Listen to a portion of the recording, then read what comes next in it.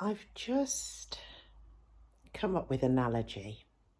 So it's my attempt to describe the wordless with words. I just want to use the mind here because that's all that we've really got is the mind to explain or describe something. So if you could imagine an empty room, so you've just got four walls, a blank room. It's got a ceiling, floor, four walls. That's it. Now, two humans enter that space because that's all that it is a space. Both of these humans have realized the heart center love. So we could call it the body of bliss. It's just, oh my God, it's just an expression of love. Now, if we erase the bodies and all that's left is the sound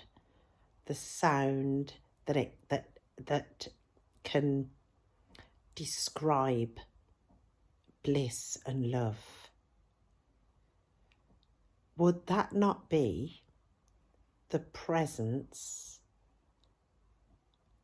with the self expressing itself to the self in the self? Because that's what it is.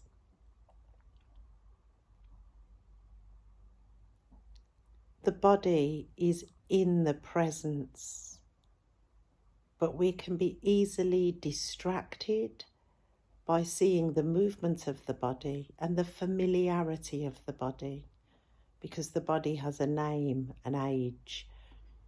The body, through the body, we can experience something called past and future. Through the body, we experience taste, but we don't actually experience it when we are resting as the presence, but the body still does whatever it's going to do.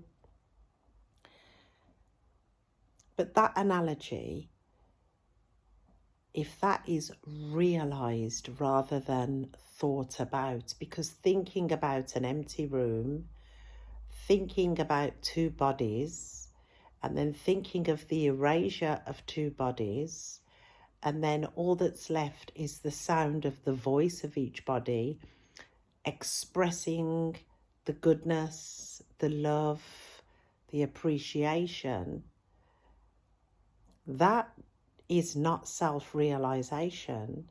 That is talking about attempting to influence the meaning of self-realization. It's attributeless, which means nothing can be said about it. And the only way to know this is to be it.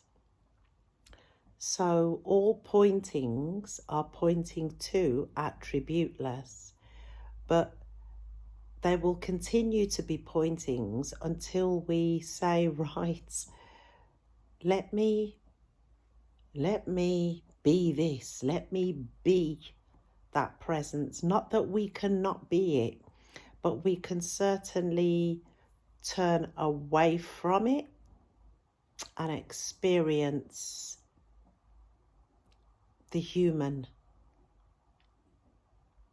And the human already has the seed inside of it to be a human, just like all dogs bark and walk on four legs, all lions roar and chase other animals for food.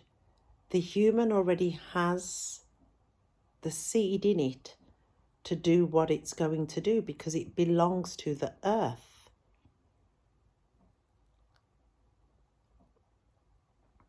And all that we can really do is express presence. Oh God, we never became the human. We never became the human. The human shows up in the presence. And the consent was to be limited. So we took ourselves to be a body with a mind and emotions and responsibilities, which is what we call personal circumstances. And in absolute truth, we'll never be able to solve problems that are created. We have got many different levels of consciousness in the game. So, for example, the level of consciousness for a baby is to crawl.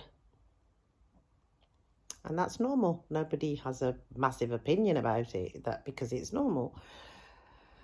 That baby, that body baby, gets older and it starts to walk, run, talk, make decisions, have likes and dislikes. That's the nature of the human. But when we realize that we were never that and we cannot be it, all we did was identified as though we was it. When we've been hurt enough and we say enough is enough, this isn't right, it's called suffering, we start to meditate and have moments away from being a human. And those moments normally get longer and longer and longer until the human experience is a little bit like shaky. But if you persist with being what you are, the space, the presence, you will realize that you never became the human. You never entered into the game of human. And the human has been doing something for maybe 10 years that is so natural. That's the purpose of the human. We call it the secondary purpose, but it's the purpose of the human. And when we remain as the presence, that purpose of the human will happen. And it won't feel sticky and it won't feel like I'm doing this. It will just do what it's supposed to do. And of course, the human is the heart. It becomes very playful, very happy. It resides in the body of bliss. But you are the attributeless presence in which that bliss resides. So the analogy of the two voices, the two humans, and then you erase them, that becomes the experience. You are the presence. You cannot not be the presence because the presence is I exist. The seed I am is the God seed in the body for the body to experience love. It really is simple. It's just a mistaken identity. And then we have that idea of who we are, and it's not who we are, and it cannot be who we are. No matter how much spiritual work we do, it's all in the relative. But I think the fear can be, if I let go of the body will die. And it's the absolute, I don't even want to say opposite. That really isn't true.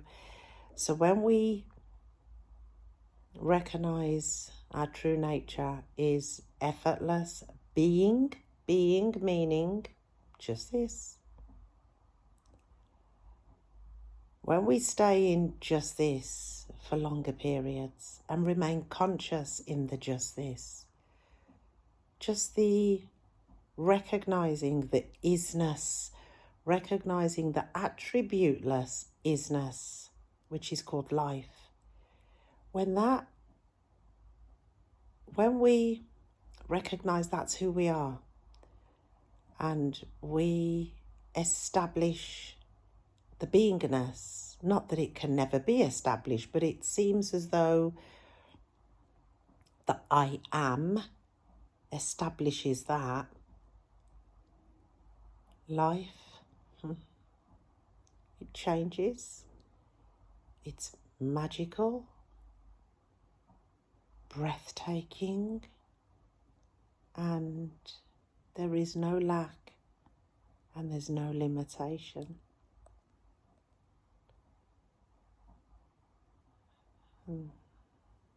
Just presence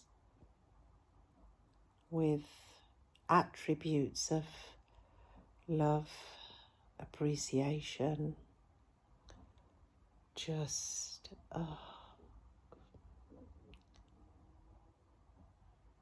resting as effortless being.